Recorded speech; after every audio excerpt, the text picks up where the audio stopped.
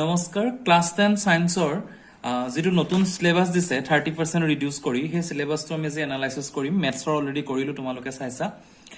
তো সায়েন্সৰ ফাৰ্ষ্টৰ যোনটো চেপ্টাৰ আছিল কেমিক্যাল ৰিঅ্যাকশন এণ্ড ইকুৱেশন ৰাসায়নিক বিক্ৰিয়া আৰু সমীকৰণ এইটোত কি কৰিছে 1.2.5 লৈকে আহিব আৰু 1.3 পৰা নাহে টোটাল 6 মাৰ্কস আছে মই কিতাপত দেখাই দিম তোমালোকে নিজে চিন দি লবা 1.2.5 বুলি হলে তোমাৰ লাষ্ট পাৰ্টটো হ'ব এইটো 1.3 পৰা নাহে যেটো পেজ নাম্বাৰ হল 13 এটো অসমীয়া কিতাপখনত তোমাৰ এইখিলৈকে আহিব 1.1 কাৰ্যকলাপ বুলি দিয়া আছে সো এই পোৰশনটো লৈকে আহিব তো সিম্বল দি দিছো আৰু ইংলিছৰ বুকখন যদি চোৱা তোমালোকে ইংলিছৰ কিতাপত তোমাৰ এইটো পাৰ্টলৈকে আহিব লাষ্ট সো 1. তোমাৰ 2.5 গতিকে সায়েন্সৰ হেতু কিমানলৈকে আহিব নেক্সট যোনটো চেপ্টাৰ আছে নেক্সট চেপ্টাৰটো আছে এসিড বেস আৰু সল্ট এসিড ক্ষাৰক আৰু লবণ এইটোত কি হ'ব 2.3.1 লৈকে আহিব 2.4 পৰা নাহে হেতু আমি এতিয়া দুখন কিতাপত চাম অসমীয়াৰ যোনখন কিতাপ আছে তাত তোমাৰ লাষ্টৰ প্ৰশ্নাৱলী যোনটো আছে এইটো পেজ নাম্বাৰ 28 হ'ব 28 লৈকে আহিব এইটো চেপ্টাৰ লৈকে আহিব 2.3 প্ৰাকৃতিক ভাৱে পোৱা কিছুমান এসিড সেই চেপ্টাৰটো লৈকে আহিব লাষ্ট এইটো পাৰ্ট আহিব অসমীয়া কিতাপটোত আৰু ইংলিছৰ তোমাৰ এইটো হ'ব ইংলিছৰ কিতাপখনত এইটো পোৰশন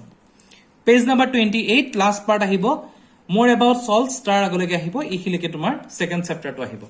এসিড সল্ট আৰু যেটো বেস এটো চেপ্টাৰটো এতিয়া আমি নেক্সট কোৱেশ্চন চেপ্টাৰত যাম নেক্সট চেপ্টাৰটো আছিল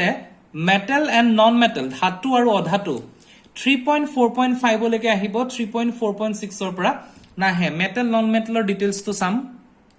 অসমীয়াৰ কিতাপখনত 3.4.5 উচ্চ সক্ৰিয়তাৰ ধাতু নিষ্কাশন এইটো লাষ্ট পাৰ্ট ইয়ালৈকে আহিব ধাতু শোধনটো নাহে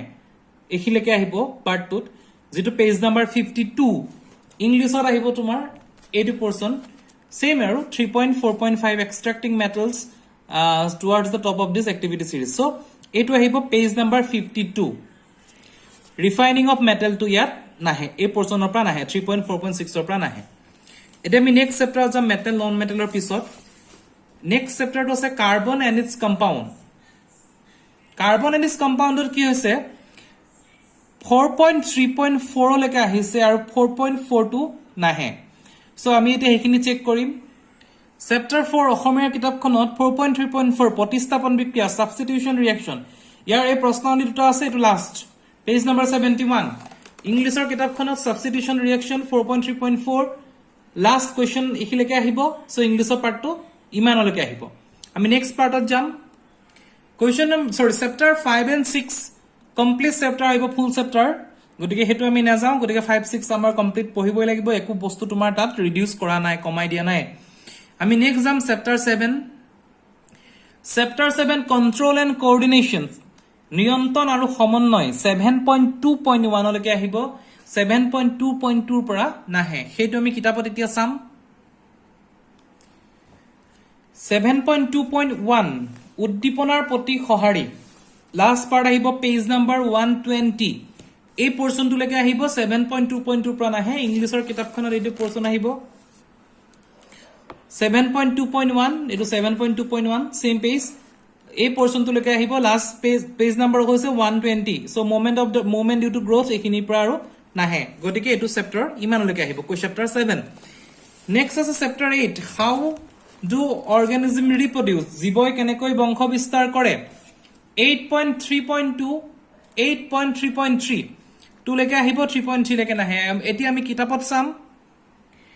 পেজ নাম্বাৰ 135 ইয়াত আহিব তোমাৰ লাষ্ট পোৰশন এইটো এই পোৰশনটো লৈকে আহিব 8.3.3 মানুহৰ প্ৰজনন এখিনিৰ পৰা নাহে 8.3.2 লৈকে আহিব আৰু যদি আমি ইংলিছৰ কিতাপত চাও হেতু পেজ নাম্বাৰ সেম আছে 135 ইয়াত হ'ব এইটো পোৰশন ৰিপ্ৰডাকশন ইন হিউম্যান বিং এখিনিৰ পৰা নাহে এইটো পোৰশন লৈকে লাষ্ট আহিব 135 পেজ নাম্বাৰ আমি চেপ্টাৰ 8 কৰিলো চেপ্টাৰ 9 ত চাম চেপ্টাৰ 9 ত আছে হেৰিডিটি এণ্ড ইভলিউশন বংশগতি আৰু কৰ্ম বিকাশ 9.4 লৈকে আহিব 9.52 নাহে সো এইটো চেপ্টাৰ তোমাৰ 9.4 প্ৰজাতিকৰণ স্পেচিয়েশন লাষ্ট পাৰ্ট এটো হ'ব 9.4 এই পোৰশনটো page number 151 page number last portion আহিব এটো স্পেচিয়েশন গতিকে চেপ্টাৰ 9 ত প্ৰজাতিকৰণলৈকে লাষ্ট আহিব আৰু প্ৰজাতিকৰণৰ ওপৰত মোৰ এটা ভিডিও আছে চাবা যেটো লাষ্ট পাৰ্ট হয় এটো অহাৰ চান্সেস আছে আমি চেপ্টাৰ 10 ত যাম লাইট ৰিফ্লেকশন ৰিফ্ৰেকশন পোহৰ প্ৰতিফলন প্ৰতিফলন 10.3.5 10.3.6 হেতু আমি এটা চাম ইয়াৰ লাষ্ট আহিব পেজ নম্বৰ 181 এই যেটো পাৰ্ট আছে 181 পেজ নম্বৰ 10.3.5 ৰশ্মি চিত্ৰৰ সহায়ত লেন্সৰ প্ৰতিবিম্ব গঠন এই পোৰশনটো লগে আহিব লাষ্ট গোলাকাৰ লেন্স গোলাকাৰ লেন্সৰ চিহ্ন পথা সাইন কনভেনশন এই পাৰ্টটো নাহে এটো বহুত কমান কনফিউজনো আছিল গতিকে এবাৰ যেটো নাহে নপঢ়িলো হ'ব তোমালোকে সো এই পোৰশন লগে আহিব 181 পেজ নম্বৰ সাইন কনভেনশন নাহে 181 সায়েন্সৰ চেপ্টাৰ 10 এই পোৰশন লগে আহিব 181 ইংলিশ মিডিয়ামৰ বুকখনত তোমালোকে এটো চাই লবা sign convention of spherical lens এটো পোৰশনটো ইয়াত নাহে সো নেক্সট হল হিউম্যান আই মানুহৰ চকু আৰু বাৰে বৰণীয়া পৃথিৱী 11.5 বলৈকে আহিব 11.6 নাহে আমি এটা কোৱেশ্চন বুকত চাম 11.5 11.6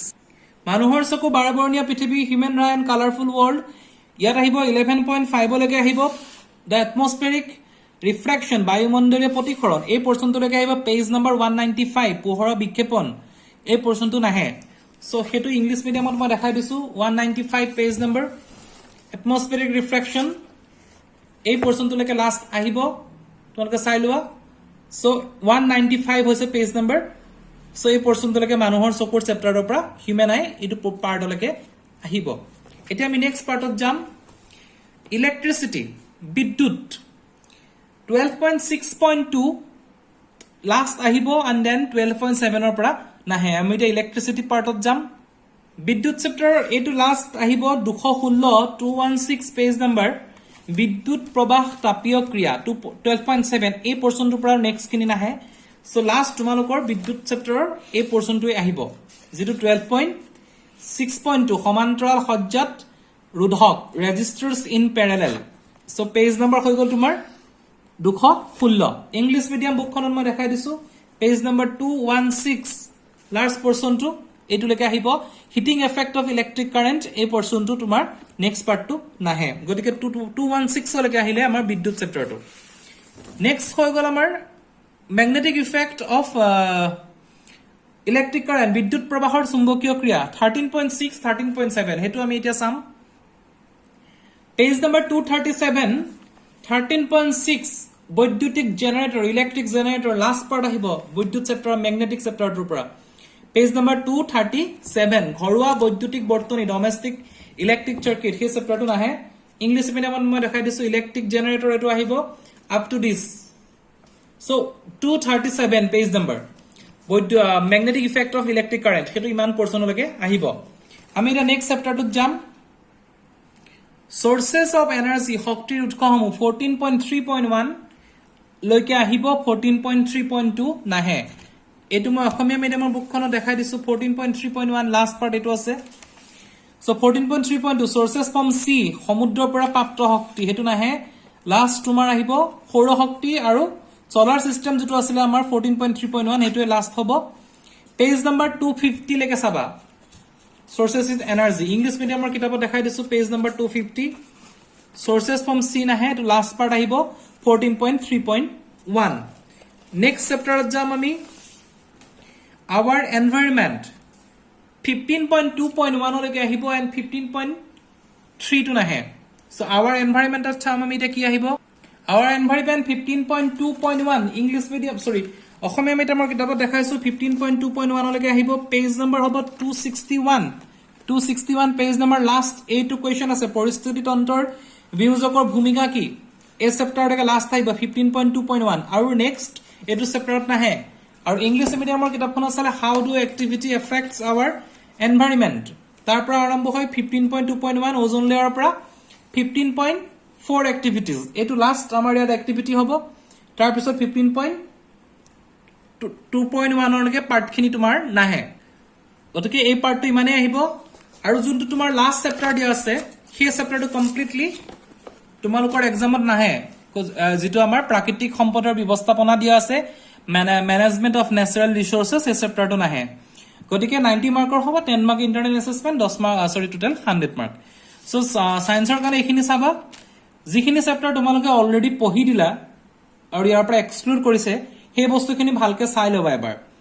কাৰণ সেইখিনি পঢ়িলে তোমালোকৰ টাইমটো গুচি যাব আৰু প্লাছ এক্সট্ৰা এফৰ্ট কিছুমান তোমাৰ